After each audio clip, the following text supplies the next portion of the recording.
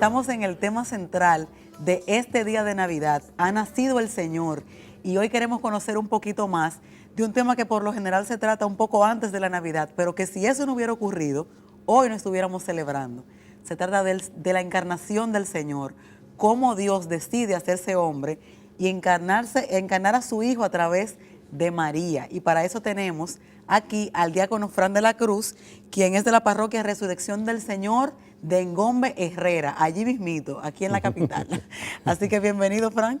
Muchas gracias, muy amable. Bienvenido y qué bueno que está aquí con nosotros, pero además de que él es de la parroquia Resurrección del Señor, también es un fiel colaborador de la Casa de la Anunciación, Así donde es. si usted quiere verlo, toda la mañana está ahí. 7:30 de la mañana. Así es, así es.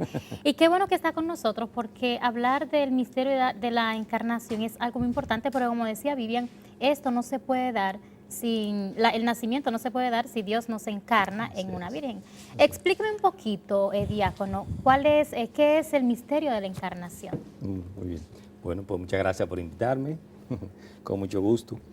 Bueno, para eso vamos a usar una cita textual del Catecismo de la Iglesia Católica.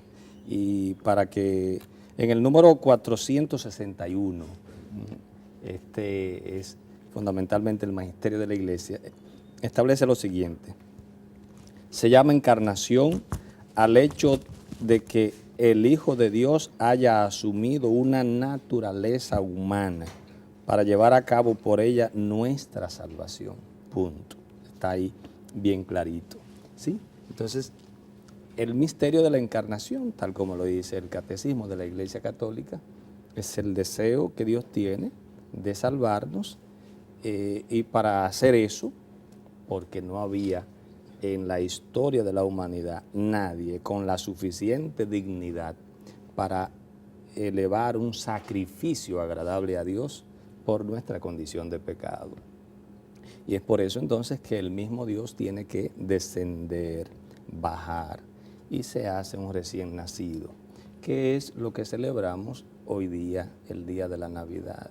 La encarnación se manifiesta, se concretiza entonces en el nacimiento del Hijo de Dios, nada más y nada menos que la segunda persona de la Santísima Trinidad, que asume entonces, como tal lo dice el Catecismo de la Iglesia Católica, una naturaleza humana, o sea, un cuerpo.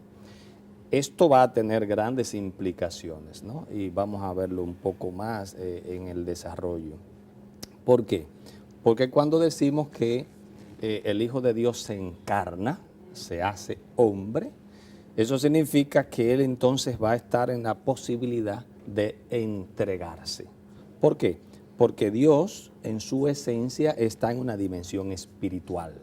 De manera que entonces en esa dimensión espiritual Dios no puede hacer el sacrificio, ¿no?, de entregarse, porque Dios en su dimensión espiritual es inaccesible. Entonces, por eso Dios tiene que asumir una naturaleza humana. Fíjate entonces que pudiéramos decir que encarnación podríamos establecerlo, el primer paso de la pasión del Señor. Sí. Para que Él pueda entregarse, tiene que encarnarse. Y sobre todo también, para Él poder quedarse presente. Porque lo que celebramos hoy día de Navidad es el Dios con nosotros, sí, el Emmanuel. Pero ¿cómo Dios se manifiesta con nosotros? Cuando en la Eucaristía el sacerdote eleva el cuerpo de Cristo y dice, este es mi cuerpo. Entonces, tiene un cuerpo porque se ha encarnado.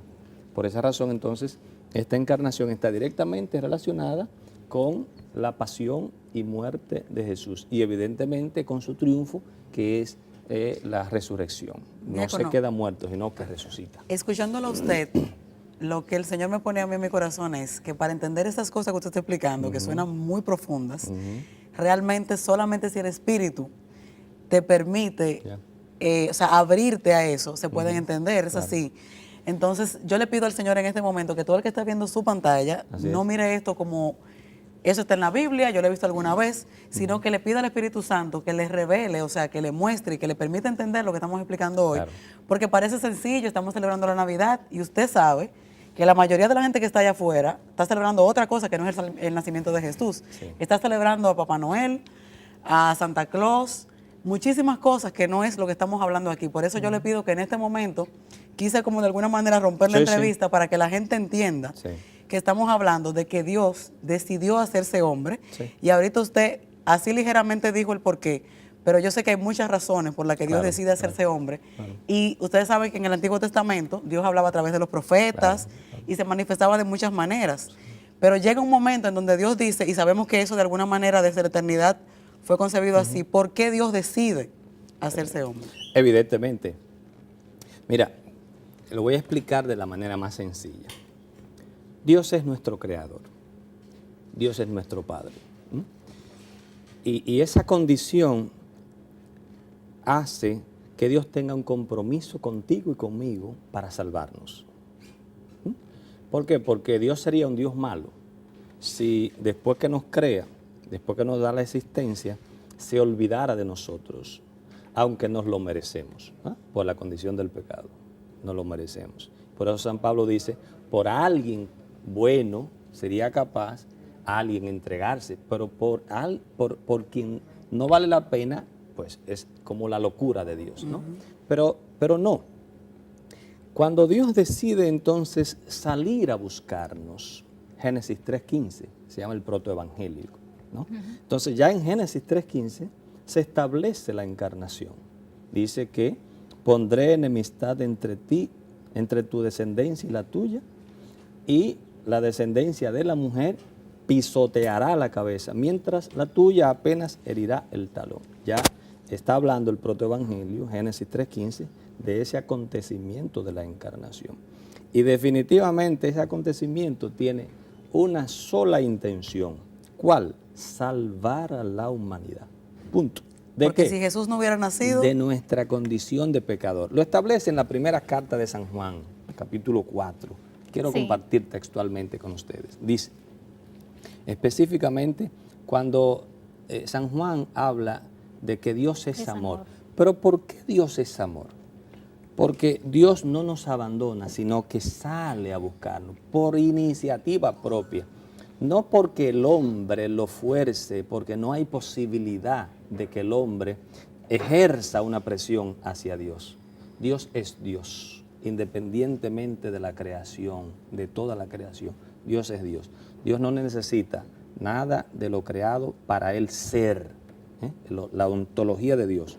Entonces dice en el versículo 9, primera de Juan 4, 9, dice, Dios ha demostrado el amor que nos tiene enviando al mundo a su Hijo único para que vivamos gracias a Él. Y sigue diciendo, en esto consiste el amor. No en que nosotros hayamos amado a Dios, sino que Él nos amó y envió a su Hijo para que ofreciéndose en sacrificio, nuestros pecados quedaran perdonados. Ahí está, clarísima la intención. amén. No Eso es porque nosotros hayamos podido tener la ocasión de ejercer una presión. Lo único que mueve a Dios es el amor que nos tiene. ¿Por qué? Porque Dios es nuestro Padre. Y como un buen Padre no nos quiere dejar abandonados. Y eso es lo que mueve a Dios. Hay una figura muy importante que la hemos tratado y que es un personaje del Adviento y hoy, día de Navidad, también es el personaje principal, al igual que Jesús, y es María. ¿Por qué razón Dios escoge precisamente a María, esta mujer humilde, para encarnarse, para poder mandarnos a Jesús? ¿Por qué María? Ese es un misterio que se lo vamos a preguntar a Dios cuando lleguemos al cielo. Me lo acuerda, por si acaso se Allá me nos vemos. olvida. Pero definitivamente es un misterio. Lo que sí estamos claros, y es el magisterio de la Iglesia, es que María fue predestinada desde toda la eternidad para tener la dignidad de ofrecer su carne, su materia, para que de ella asumiera Jesús la carne humana. Entonces, por eso en el credo, pues esto es interesante entenderlo así, por eso el credo, que es podríamos decir la teología más sencilla, dice que se encarnó de claro. María Virgen y se hizo hombre. Entonces, ¿qué quiere decir esto? Que para que María tuviera esa dignidad, el mismo Dios la tiene que preparar. Y hay una frase, creo que de San Bernardo, que dice que el creador de todo, el dueño de toda la creación, ahora necesita a una criaturita, como tú dices, humilde y sencilla, para entrar a la humanidad, para entrar a lo temporal. Es por esa razón, entonces, que el mismo credo establece que Jesús es verdadero Dios y verdadero hombre, en función de que es la segunda persona de la Santísima Trinidad y el Hijo de María. O sea, esa segunda persona de la Santísima Trinidad ha asumido entonces una existencia humana con todas sus prerrogativas. Eso es interesante establecerlo. ¿Qué quiere decir esto?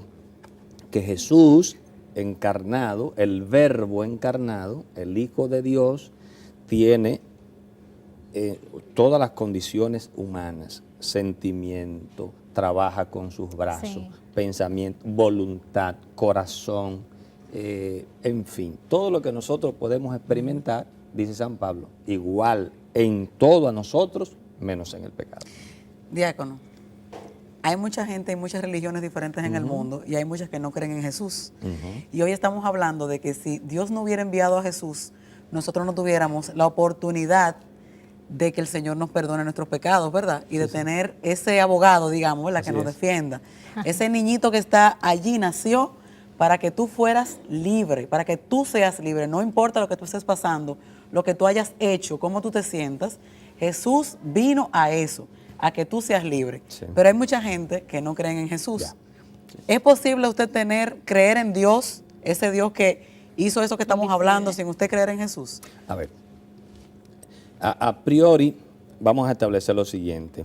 Los misterios y la encarnación es un misterio y son misterios justamente por eso, porque no se puede forzar a creerse, se exige la fe. Tú crees en algo que tú no puedes comprobar si tú quieres. Nadie puede, absolutamente a nadie se puede obligar que crea en la encarnación, ¿no? Y por eso lo primero que establece el magisterio de la Iglesia es que para que sea misterio no sea manipulable hacia la razón humana. O sea, no hay forma de yo demostrarle a un judío o a un musulmán matemáticamente que la encarnación es una realidad. No la hay, porque escapa a nuestra realidad humana. Por más que yo quiera entrarle razón, yo lo acepto por fe, esa es mi fe. Aquí lo más importante es que Dios suple. O sea, no descartemos ninguna posibilidad, porque más allá de estructuras religiosas humanas, digamos, y humanas, está la misericordia de Dios, que le ofrece la salvación a toda la humanidad, de una u otra manera. El Papa Juan Pablo II, en su tratado ecuménico más interesante, habla de que todas las grandes religiones son como grandes ríos que confluyen a un mismo mar, que todas tienen algo bueno y cosas porque todas tenemos también situaciones que son lastimosas, ¿no? Fragilidades. Pero todas las religiones como tal ofrecen algo. Ahora bien, la estructuración de nuestro podríamos decir, usando quizá una palabra que no es muy teológica, nuestro sistema religioso del catolicismo y del cristianismo está fundado en que Jesús se hace hombre y esa es la manifestación, así se llama, eso es Epifanía, y eso celebramos el día 6 de enero, ¿no? Esa es la manifestación más importante que Dios hace. Y por eso el capítulo 1 de la carta a los Hebreos lo establece de la siguiente manera. De muchas formas y a través de muchas personas habló Dios a la humanidad. Pero habló ya de forma definitiva ¿en quién? En Jesucristo, el Verbo encarnado, su palabra, el Logos. Por fe decide creerlo. Igual también el capítulo 1 de San Juan, que se conoce como el prólogo, lo establece bien claro. El Verbo de Dios se hizo carne y habitó entre nosotros. Y a través de ese misterio, Dios nos está ofreciendo la salvación. Mira, hay que establecer algo bien claro, Vivian y Juana. Ese misterio, a ver, aunque usted no lo manifieste o no lo crea o no lo asuma, pero aún así, ese misterio está más allá de lo que se pueda o no creer. Se lo voy a poner un ejemplito sencillo. Alguien puede decir que esa que le dio a luz o que lo parió no es su madre, pero aunque tú digas que no es su madre, ya es un hecho más allá de lo que tú puedas decir y negarlo. Sí. Igual que alguien no haya visto el sol hoy, no significa que el sol haya salido. Eso pasa lo mismo con la encarnación. Así es. Eso pasa lo mismo con la manifestación de Dios. Desde otra religión, tú puedes decir que eso no es cierto y eso no invalida lo que yo creo. Así es. Ahora, aquí lo interesante es respetar. Claro que Las sí. creencias de cada quien. Yo respeto lo que el otro cree, aunque no esté de acuerdo con mi creencia, y de una u otra manera pido que se respete lo que yo creo. Y así creo que es una convivencia interesante entre las religiones. Claro que sí. De hecho, aunque no creyera, al final, hasta los mismos ateos que supuestamente no creen, terminan Así es. creyendo, porque es un misterio realmente, como hemos dicho. Reverendo Diácono Frank, muchísimas gracias por compartir con ¿Cómo no? nosotros este tema de la encarnación, que como bien había dicho, no se puede dar una resurrección, un nacimiento sin la encarnación. Evidentemente Así- los tres elementos están Exactamente, conectados. así que Encarnación, crucifixión y resurrección. así es. Muchísimas gracias por orientarnos con este ustedes. tema. Y ustedes, amigos, gracias por estar ahí. Quédense porque Siguiendo su Sueño tiene muchas cosas interesantes todavía. Gloria